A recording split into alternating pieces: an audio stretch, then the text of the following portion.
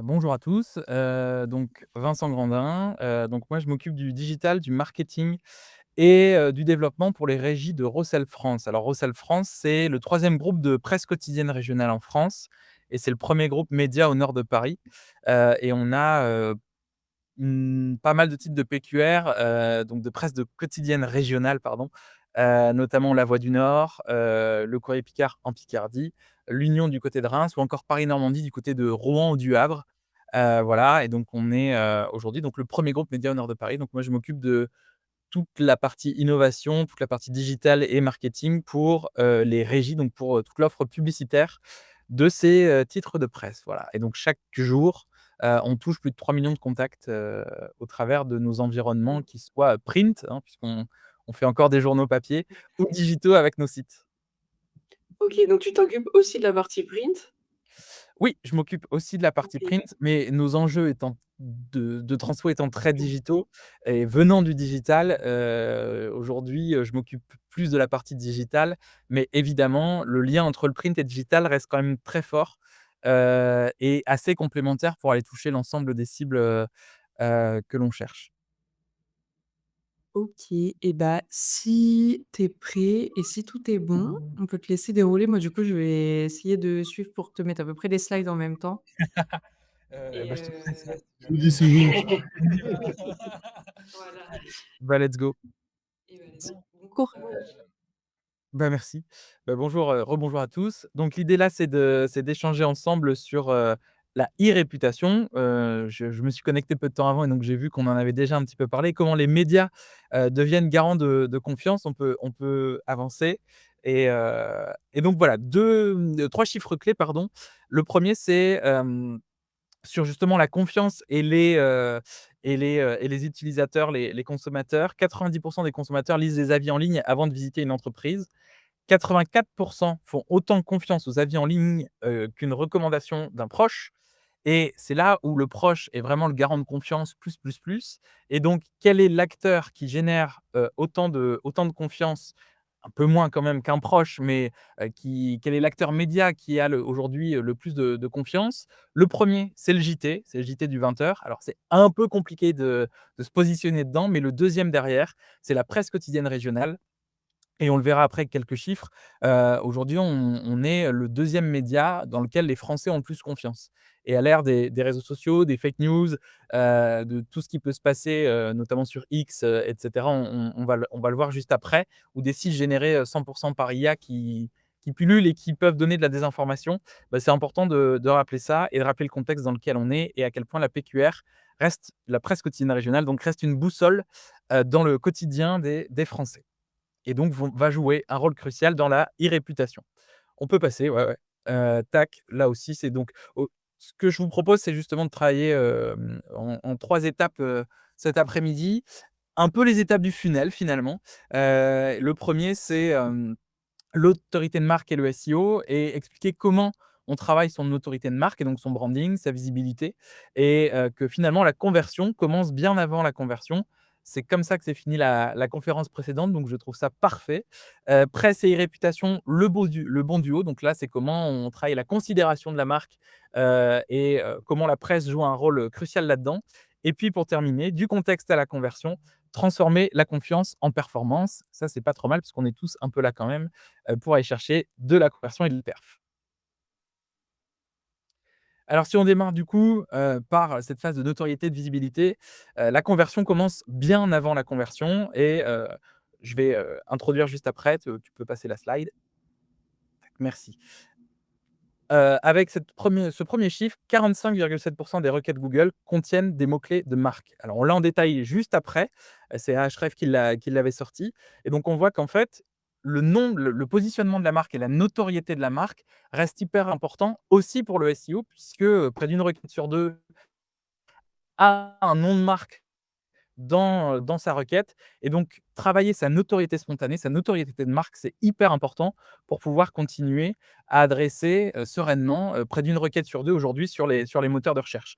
On le verra juste après avec une étude de cas, hein, de Nike, pas pris le plus petit, et vous verrez à quel point, il a transformé son mix média pour être, quasi pure perf et bien que ça se soit révélé gagnant, sur les premiers mois, c'était une stratégie très court-termiste pour au final, aujourd'hui dégringoler.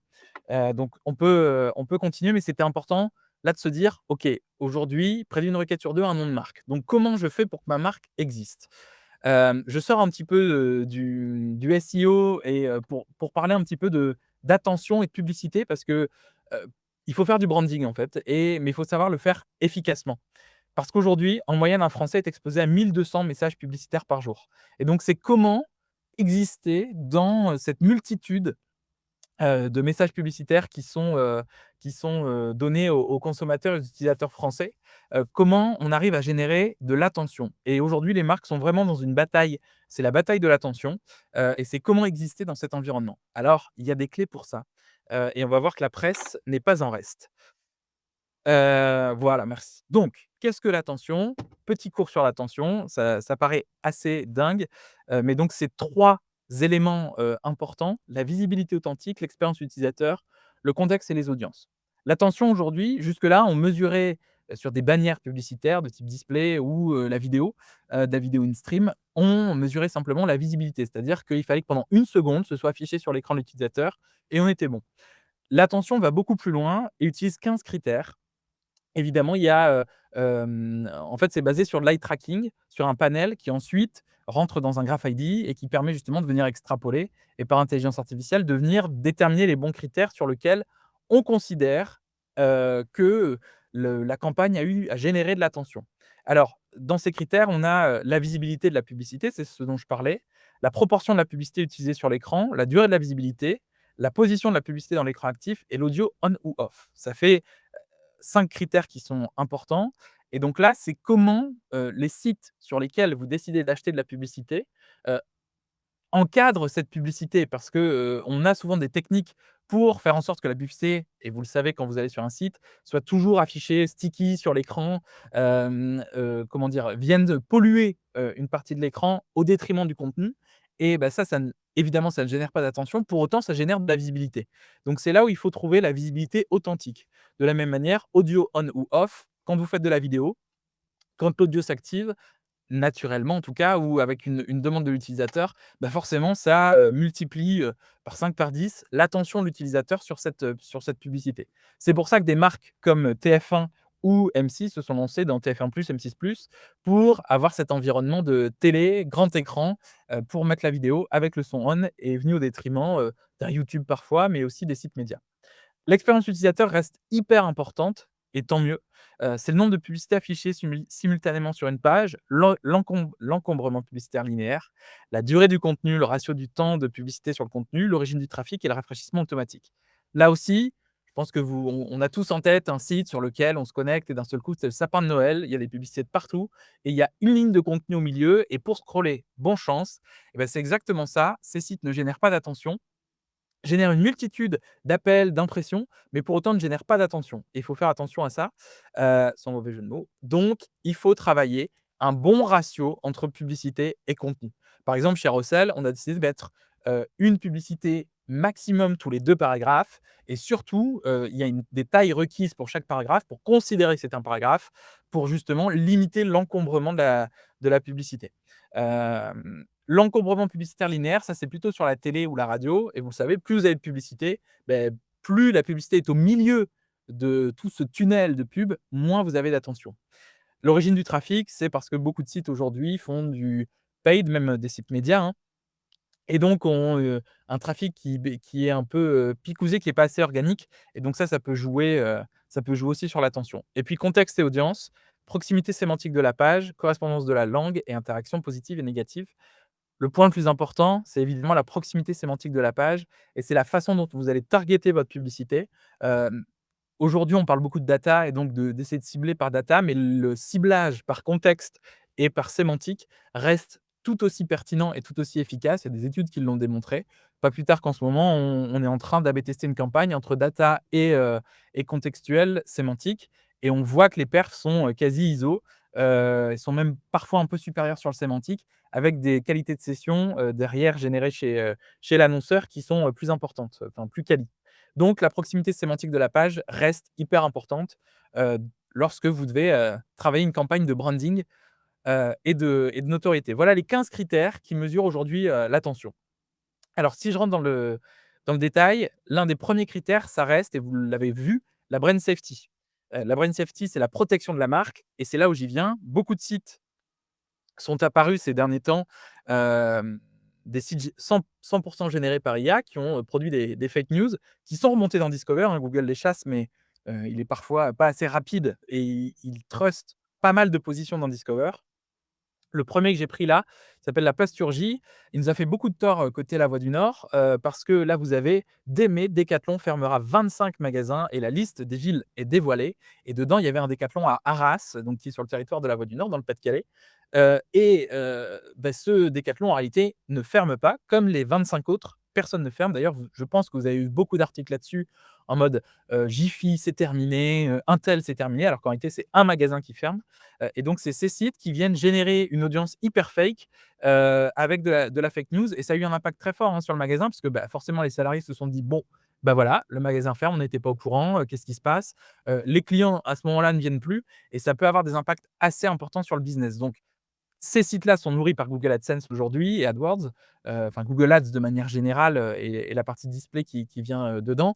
Donc il faut être hyper vigilant dans le cadre de diffusion parce que quand vous avez votre marque associée à ça, bah, c'est pas terrible. Le plus gros en ce moment, aussi, c'est X et toute la campagne de, démodération, j'ai envie de dire, qui a été mise en place et sur lequel, bah, votre, contenu publicitaire peut se retrouver autour d'un contenu pornographique, d'une fake news ou, d'une fake, d'une news hyper raciste.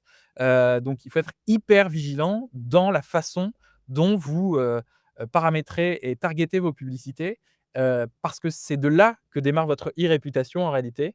On l'a vu pas plus tard que, je pense il y a 48 heures avec Leroy Merlin dont sa publicité s'est retrouvée sur le site Frontières, qui est un site, de news bien, bien à droite, hem et sur lequel, du coup, ça a été remonté sur les réseaux sociaux.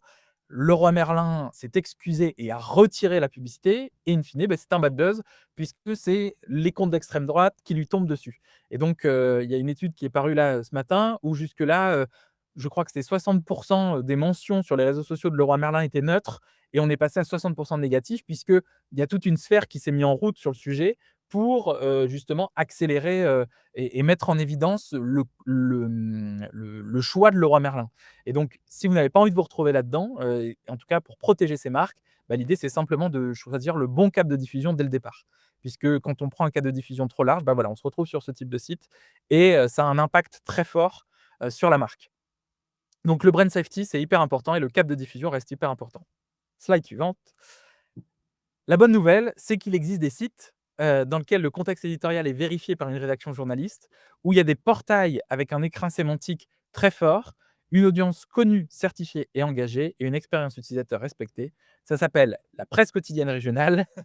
Ça, c'était la petite page de pub. Non, ça s'appelle la presse de manière générale, sur des sites vérifiés, que ce soit de la PQN, que ce soit de la presse magazine, que ce soit de la presse quotidienne régionale, mais ce sont des sites vérifiés avec une rédaction, des news vérifiées qui protègent votre marque et une expérience utilisateur respectée qui va favoriser l'attention. Parce que au-delà, du côté brand safe, la deuxième notion de ce, de ce, de cette autorité de marque, pardon, et de cette attention, slide suivante, c'est la pression publicitaire. Et donc, on le voit, c'est un vrai facteur d'attention. Là, vous avez un comparatif du nombre de publicités jouées par personne et par heure selon les supports. Donc quand vous regardez la télé en linéaire, c'est en moyenne 27 publicités jouées par heure par utilisateur, 18 sur le BVOD. Le BVOD, c'est le replay, hein, c'est donc, ce que je disais, un TF1+, un M6+. 24 sur YouTube et là, si vous faites Instagram, ça explose, c'est 44 et donc mécaniquement, l'attention sur Instagram est beaucoup moins forte que sur, de la télé ou que sur, YouTube ou encore que sur un site de presse puisque en moyenne, c'est entre 12 et 15 publicités qui sont jouées par heure, par utilisateur sur un site de presse, de manière générale.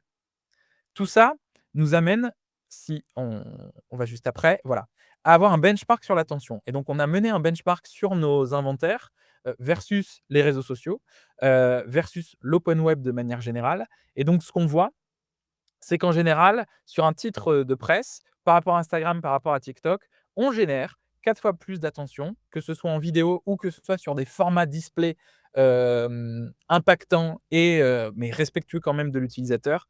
On génère 4 fois plus d'attention que les, réseaux sociaux et de la même manière par rapport à YouTube que vous avez là, vous le voyez, il est fortement générateur d'attention également, mais la vidéo sur un titre de presse a également, n'a pas à rougir, face à l'attention que génère. Donc ça, c'est dû à quoi? Si finalement on rembobine, c'est, un contexte vérifié, donc une marque, et une réputation de marque qui est, clairement, protégée, une pression par utilisateur qui est maîtrisée et forcément des dispositifs qui permettent de bien cibler, les utilisateurs souhaités.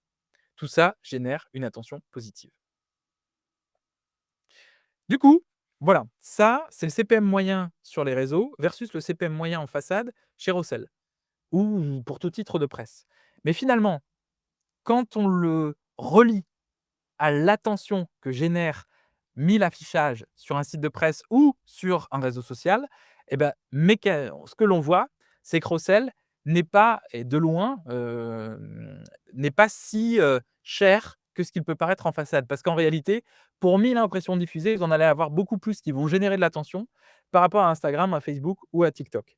Et donc c'est important dans vos choix demain pour travailler l'autorité de marque, pour travailler la notoriété de la marque et c'est de là que démarre sa bonne réputation et sa e-réputation, de faire le choix d'un bon cadre de diffusion. Pas pour, uniquement parler de Rossel, mais de manière générale, un cadre de diffusion sur des médias vérifiés, sur de la presse, magazine, à nouveau, presse quotidienne nationale, presse spécialisée ou de la presse quotidienne régionale.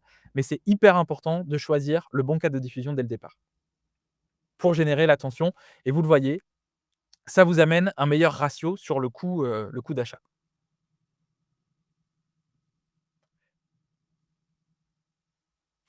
Ça traduit un peu ce qu'on vient de se dire, puisque, la presse quotidienne régionale est un média d'attention puissant auquel sont attachés les Français.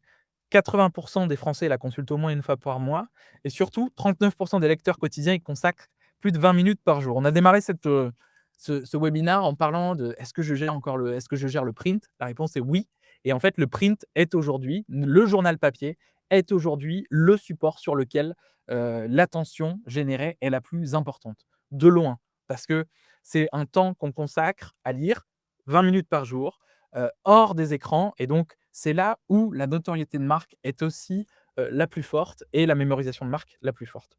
On a pas mal d'études là-dessus et on fait régulièrement des post-tests avec certains de nos annonceurs et c'est ce qu'on perçoit, c'est, la force du print encore pour aller, travailler sa notoriété de marque. Du coup, pour, illustrer un peu tout ça, j'ai pris Nike au hasard, une histoire à 25 milliards de dollars. Nike, en gros, a opéré un gros changement, et est allé très, perf digital, très bas de funnel, alors que c'est une marque qui est censée générer de l'émotion et qui pendant longtemps a généré de l'émotion au travers de ses spots publicitaires, au travers de son sponsoring, sur des athlètes, et Nike a décidé, en 2019 de faire un revirement et de changer complètement son mix média entre 2019 et 2023. On peut regarder justement la slide suivante. Voilà. Ça, c'est l'évolution du budget marketing de Nike, où en 2019, 60 de son budget était fait en branding, en haut de funnel, en notoriété de la marque, en émotion autour de la marque et 40 autour de la performance. En 2023, ils ont décidé alors il y a une erreur, pardon, dans le graphe, c'est inversé, c'est-à-dire c'est 80 de perf et 20 de branding. Ils ont été très, très, très picousés, perf, et ils ont engagé beaucoup de leur budget, chez Meta, chez Google, mais vraiment dans une démarche pure perf et ils ont oublié le branding. En se disant: «Je suis Nike, j'ai pas besoin» et ben, ce qu'on va voir dans les slides suivantes, c'est qu'en réalité, si, ça a eu un impact très fort. Un, leur coût, d'acquisition a fortement, augmenté et au fur et à mesure, les ventes ont reculé et en fait, Nike et vous pouvez aller en ce moment sur le site de Nike, vous pourrez aller voir sur le Black Friday, est en fait quasi en promo permanente et a vraiment, dégradé son image prix par de la promo permanente parce qu'ils sont rentrés dans ce système de performance, digitale uniquement, en fait et je dis pas qu'il faut pas faire l'un ou pas faire l'autre, mais en tout cas, il faut trouver le bon équilibre. Si on va juste après, voilà. En gros, les conséquences, c'est moins 45 d'engagement sur les réseaux sociaux entre 2020 et 2023, avec pour autant 3 fois plus de publications. C'est moins 23 de notoriété spontanée de 2020 à 2023 et sa NPS, qui est passé de 72 en 2020 à 41 en 2023. Bref, c'est des conséquences qui sont très fortes et la conséquence des 25 milliards, c'est la slide juste après. Bah, voilà, c'est le cours de l'action de Nike qui, en fait, a chuté entre, 2020 et 2025, on le voit. Parce que, en réalité, cette course à la performance digitale, heu, a oublié le réflexe Nike et donc, a suscité moins d'émotions et mécaniquement, bah, voilà, a fait exploser les coûts d'acquisition, et fait fondre aussi la marge, que Nike pouvait avoir. Et en fait, les 2 premières années, c'est pour ça que je disais que c'était une stratégie court-termiste. Les 2 premières années, ils ont explosé leur perf. Franchement, c'était, des croissances à 10 et en fait, là, depuis 3 ans, ils font -2, -3, -5, sur leur perf, digitale et ça a un impact très fort sur la boîte. Donc finalement, travailler son autorité de marque, bah, on n'a pas de ROI direct et c'est compliqué. J'étais avec un client pas plus tard qu'hier qui me dit: «Bah, vous m'apportez pas de ROI quand, Google m'en apporte». Alors je lui ai dit: si on lui apporte du ROI, mais il y a un ROI qui est plus difficilement mesurable parce que si à un moment donné, sa marque n'apparaît pas on top, bah, évidemment, tout le funnel que l'on connaît marketingment parlant, ne se découle pas et donc cette première étape, elle est nécessaire. Peut-être que pendant 2 ans, ça va tenir la route, mais à un moment donné, ça ne tiendra plus et c'est là où ça va être hyper dangereux et ça coûtera d'autant plus à l'entreprise de travailler, différemment, de revenir en arrière en tout cas. Ça, c'était la première étape sur l'autorité de marque et le SEO et si on continue, bah, c'est comment on travaille la réputation avec la presse. C'est le bon duo. Pour tout ce que je viens de dire autour de l'attention, au travers du branding, c'est exactement la même chose sur la phase de considération. Parce qu'une bonne réputation démarre toujours par une relation de confiance et vraiment la confiance est hyper importante, dans la relation que noue la marque avec son public et justement, quel meilleur, écrin que la presse quotidienne régionale pour avoir de la confiance. 63 des Français déclarent la presse quotidienne régionale digne de confiance et se souviennent des publicités vues dans la presse. 64 ont confiance dans les communications publicitaires présentes sur ces supports. Et donc, comme je le disais, c'est le deuxième média de confiance juste derrière le JT. Alors, si vous avez une bonne stratégie de relations presse, évidemment, vous pouvez être placé dans le JT avec des reportages, ça fonctionne. Mais c'est souvent des grandes marques qui ont une bonne agence de relations presse derrière. La PQR permet de venir placer, la presse quotidienne régionale permet de venir placer sa marque dans un écrin qui génère de la confiance et dont on a aussi une mémorisation et ça, c'est la 1re des choses à savoir, c'est pour nouer une bonne réputation, je dois être dans un écrin de confiance. Hop, merci.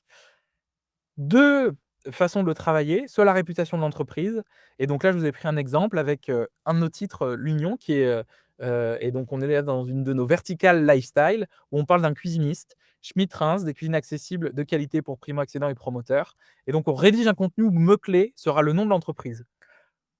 Le renforcer de la localité, hein, si on parle d'un business, localisé et par exemple d'une franchise, mais la requête principale sera donc sur le nom de l'entreprise, et portée sur un site de confiance qu'est la presse. Ce qui permet d'avoir cet acteur tierce de confiance qui est la presse quotidienne régionale et malgré tout avec l'autorité qu'ont les sites de presse, sur Google, de remonter dans les premiers résultats, naturels. Et donc au cœur de contenu, vous exposez les services de l'entreprise, la proposition de valeur, humanisez autant que possible la prise de parole avec, par exemple, une prise de parole du fondateur, du dirigeant. Là, ce que je vous ai mis, c'est, justement, comment dire? Une capture de la SERP avec Schmitt-Reims. On est aujourd'hui sur la première page et je regardais le CTR. Aujourd'hui, il est de 14,5 sur cette requête. Alors, il y a pas un volume énorme évidemment, mais on voit que, notamment sur ces business autour, de l'achat d'une cuisine, de la rénovation d'une salle de bain, de tout ce qui touche à l'habitat ou qui demande ou même de la voiture, heu, les Français se renseignent avant, les consommateurs se renseignent avant et c'est là où ça a du sens, d'avoir ça pour être cet acteur tierce sur le territoire de confiance et de comprendre, ce qu'expose pardon, l'entreprise. Ça, c'était la première version de les réputations. avec la réputation de l'entreprise. La deuxième, c'est expertiser sur un produit ou service. Là, on ne se positionne pas directement en mettant en avant l'entreprise, mais plutôt un segment, et donc on rédige un contenu de considération sur une thématique précise. Et là, on peut venir sous forme de questions, de points d'argumentaire à traiter, et le contenu, là, peut être enrichi, par exemple, d'une vidéo, d'un test de personnalité. Par exemple, quel matelas est fait pour vous, là, dans le cadre de cet article, et on le verra après. On peut même avoir un contenu à télécharger pour amener vers l'engagement et la conversion de l'utilisateur. On est vraiment sur 2 façons très différentes de travailler la réputation de la marque. Soit on travaille l'expertise au cœur du contenu, mais c'est, l'écrin thématique qui va venir porter le contenu. Soit on travaille directement la réputation directe de l'entreprise, et c'était plutôt la première phase dont je vous parlais avec, Schmitt Ras.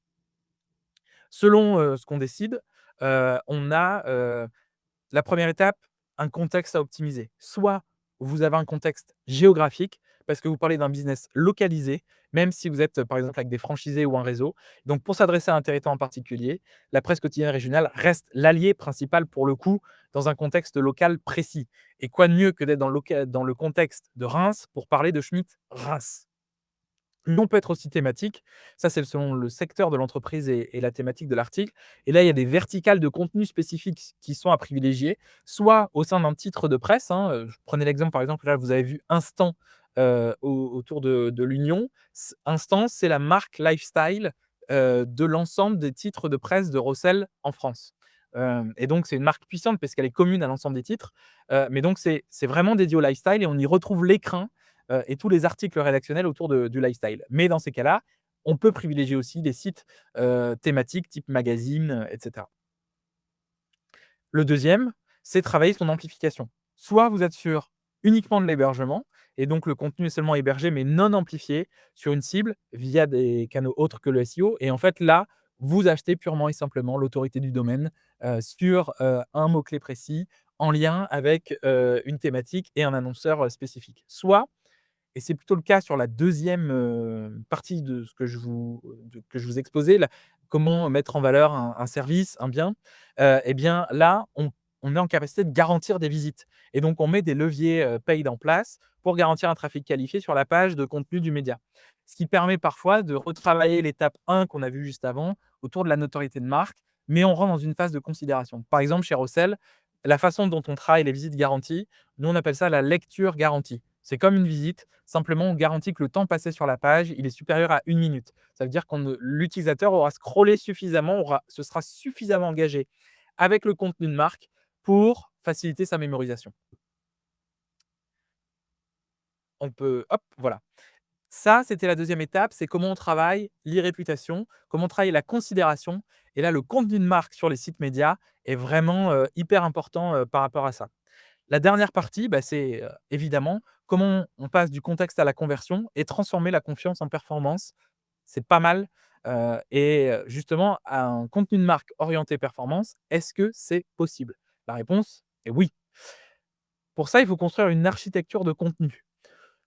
Le média, c'est le lieu privilégié des contenus, hein, aujourd'hui, un acteur comme La Voix du Nord, c'est environ, 700 articles qui sont publiés chaque jour. Et donc quoi de mieux que des sites médias pour venir intégrer cette architecture de contenu? Là, on a vu des articles un peu one shot. L'idée, c'est de travailler sur une stratégie de brand content globale sur un temps plus long, plusieurs mois, plusieurs années, et justement avoir des contenus de considération qui viennent traiter l'intégralité du business de l'annonceur, et donc là, on va créer un contexte spécifique qu'on va héberger dans un contexte adapté avec une marque de confiance et des contenus qualifiés, le tout avec un call to action clair et bien situé. C'est comme ça qu'on va passer du contexte à la conversion dans cette stratégie de brand content et de contenu de marque sur des sites de médias. 2 exemples. Le premier, vous connaissez plutôt pas mal, et ça colle parfait à la thématique du Black Friday, qui est en ce moment. C'est des verticales shopping. Vous en avez donc là, vous en avez sur La Voix du Nord, ça existe aussi, sur d'autres, hein. Le Parisien, Ouest France ont lancé aussi leur guide d'achat, Le Figaro, et donc c'est un contenu qui est vraiment orienté conversion et achat direct. On n'est pas dans du contenu de marque là, on est vraiment sur la promo du moment avec, ce côté vraiment, call to action, et faire convertir directement les utilisateurs vers l'achat. On a des bons plans, on a également des guides d'achat où on compare, où on teste les produits et tout cet écrin vient se nourrir, enfin toute cette performance, pardon, de cet écrin vient se nourrir par la confiance, qui s'inscrit à nouveau dans le média. Tout revient vers la confiance. Aujourd'hui, La Voix du Nord Shopping, on a, on publie environ une dizaine d'articles chaque jour, des bons plans, des guides d'achat et on intègre à chaque fois des boutons qui viennent directement, vers l'achat, vers la conversion sur les sites marchands. Le CTR aujourd'hui, il est de 20 au cœur de ces contenus et en moyenne, 2,9 convertissent vers de l'achat. Donc dès que vous avez des produits high-tech, dès que vous avez des produits à forte valeur, bah, ça convertit de la même manière. On le voit même parfois mieux et tout de suite, ça permet d'aller chercher de la valeur au travers d'un contexte et au travers d'un contenu de sur un site de confiance. Le deuxième, lui, il travaille plutôt sur un temps long et donc là, par exemple, c'est le livre blanc. Je vous le disais, quand on travaille une stratégie avec une multitude de contenus, de considérations, hem, comment on les maille ensemble et comment on les rend efficaces? À ce moment-là, ces contenus, on crée un livre blanc, une sorte de le guide complet, pour aménager sa maison et à chaque lecture d'article, on propose le téléchargement de ce livre blanc. En fait, c'est comment vous retravaillez votre contenu pour, permettre de, l'intégrer dans un élément téléchargeable. Ça peut être donc là un livre blanc, ça peut être si vous travaillez dans l'immobilier, bah, télécharger la plaquette du programme, télécharger les plans, comme on peut le voir. Bref, toutes les stratégies qui sont faites sur les sites annonceurs, on les reproduit ou en tout cas on les décline sur les sites de médias et au travers de la confiance du site et ben, on sait qu'on va avoir, des performances assez intéressantes.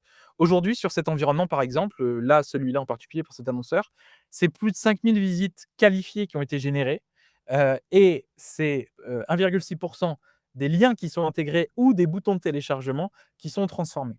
Donc on voit que ça fonctionne parce que et là on vient travailler vraiment l'ensemble des étapes du funnel de, la notoriété de la marque par toute l'amplification qu'on a mis en place, la considération et l'engagement par la lecture de l'article et puis évidemment la conversion et la transformation, par le téléchargement et la génération de leads. L'autre, levier qui est là un peu plus paid cette fois et qui est nouveau, chez nous, c'est le native contextuel comme levier de trafic complémentaire. Aujourd'hui, là, il ça va plutôt s'apparenter à, en parallèle, on va dire, à du SIA, par exemple, ou du native advertising, comme le ferait un Taboola ou un Tids aujourd'hui sur le marché. Mais depuis septembre 2025, les titres de Rossel France proposent des emplacements en bas d'article, directement à la fin de l'article rédactionnel, pour acquérir, un trafic digital qualifié pour nos annonceurs. On a fait le choix de, faire de ces emplacements des emplacements 100 directs. C'est-à-dire que le seul moyen de les acheter, c'est de passer par nous. On ne l'ouvre pas au monde du programmatique, justement pour garder cette valeur et travailler avec l'annonceur quelque chose de cohérent et surtout de continuer, d'avoir de la brand safety très forte et de pouvoir utiliser notre technologie et notre data propriétaire sur ces environnements. J'ai dit que c'est une activation complémentaire à Google Ads parce que c'est un autre levier de trafic paid dans un environnement de confiance. On est en capacité de venir cibler des utilisateurs au stade de l'intention. Donc c'est pour ça que pour moi, c'est complémentaire à Google Ads. On est un cran avant la démarche, de taper dans les moteurs de recherche. On est évidemment en capacité de faire des accroches différenciées, A/B tester et optimiser en temps réel par rapport à ces A/B tests. On a un ciblage data ou contextuel selon la performance. Je vous en parlais tout à l'heure. On a aujourd'hui une data propriétaire, hein, sur des utilisateurs engagés. 20 de notre trafic est logué aujourd'hui sur nos sites et pour vous donner un exemple, Rossel France, en moyenne, c'est à peu près, 1 200 000 de visiteurs uniques chaque jour. Donc quand 20 d'1 200 000 est logué, bah, ça fait tout de suite du trafic, enfin ça fait tout de suite du volume, du reach sur lequel on a de la data, qualifiée, de la data déterministe pour venir cibler nos campagnes et évidemment, on fait une mesure de la conversion, de l'engagement, et de l'engagement des sessions réalisées. Donc c'est un nouveau produit qui existe aujourd'hui, qui vient d'être présenté au marché et donc c'était important pour moi de vous le présenter parce que c'est vraiment pour moi complémentaire de la stratégie autour de l'e-réputation.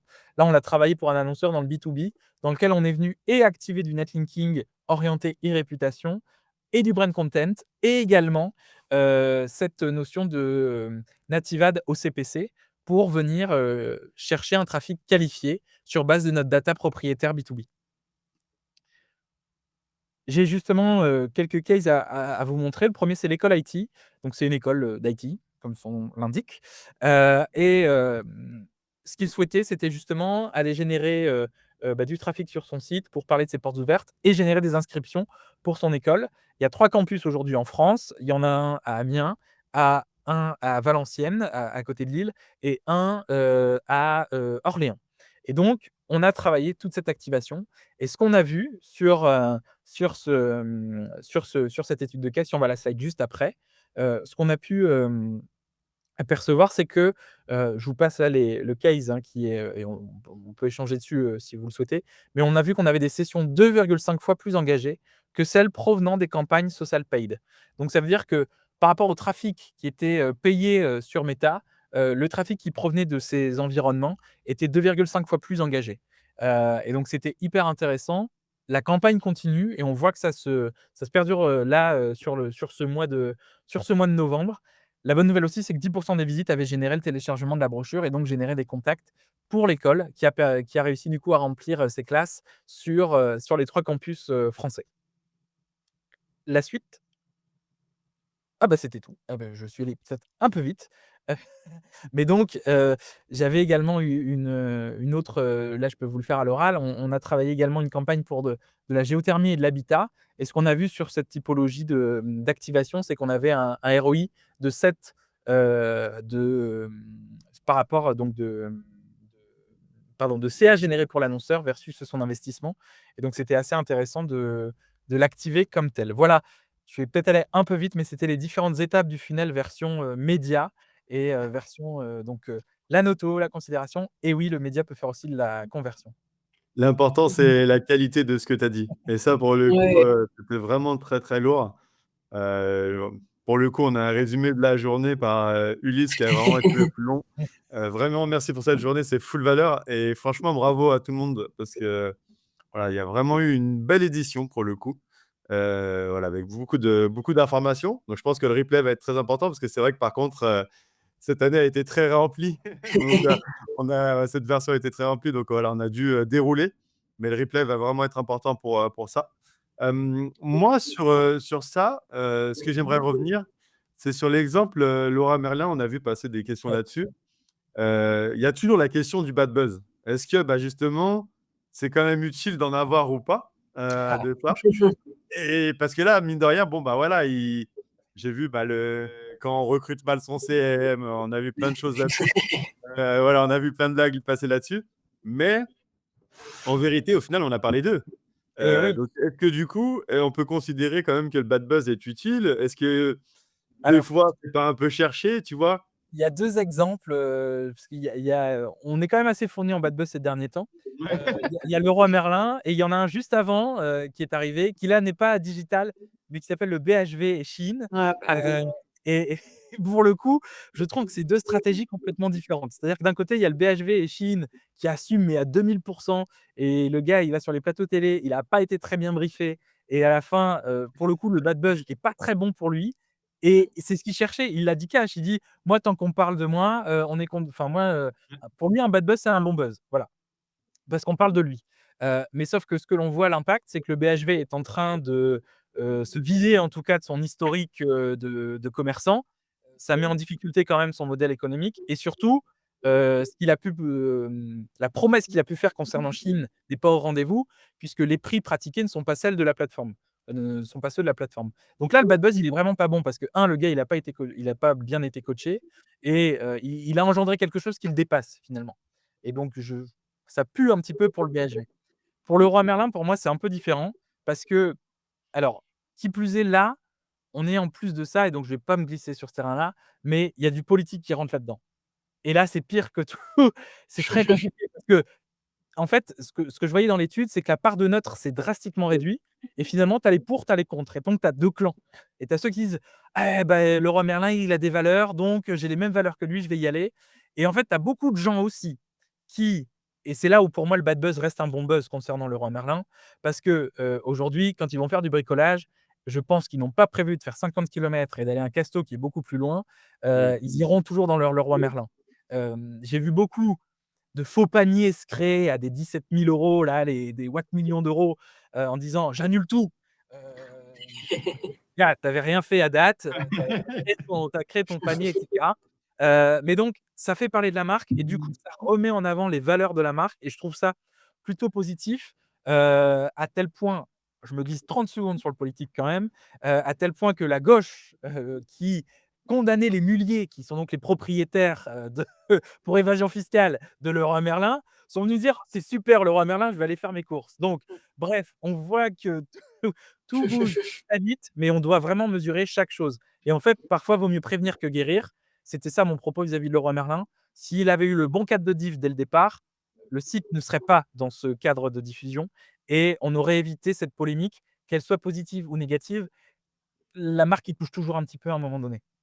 Bah, c'est très volatile. On le voit Voilà, maintenant, contrairement à avant, c'est que, on va avoir une polémique un jour, on aura une autre demain et ainsi de suite et exactement. puis la polémique ouais, comme tu dis, mais Leroy Merlin, ils ont eu un moment où ça va bien, puis un autre moment où ça va pas et ça sera toujours comme ça. Mais Et tu par as raison contre, parce que prévenir, je suis Leroy d'accord avec Merlin toi. a chassé, BHV et Shein finalement, hein, puisqu'on en parle plus Oui. tard. Heu, Mais c'est ça, je pense que prévenir. C'est par contre, c'est sûr qu'aujourd'hui, malheureusement, parce que je pense que c'est un peu le cas, mine de rien, mais il faut faire attention à vraiment, chaque détail et ça, bah, c'est vraiment important de le faire parce qu'aujourd'hui la polémique va beaucoup plus vite qu'avant. ouais.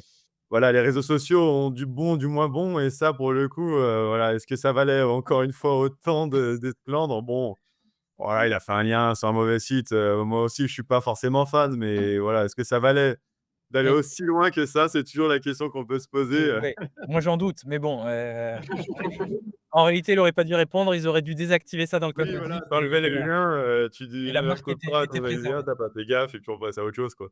Voilà. Voilà, mais bon, ça, c'est toujours la même problématique, mais il y aura forcément quelque chose d'autre qui va arriver demain et ainsi de suite et on Effectivement. passera à autre chose.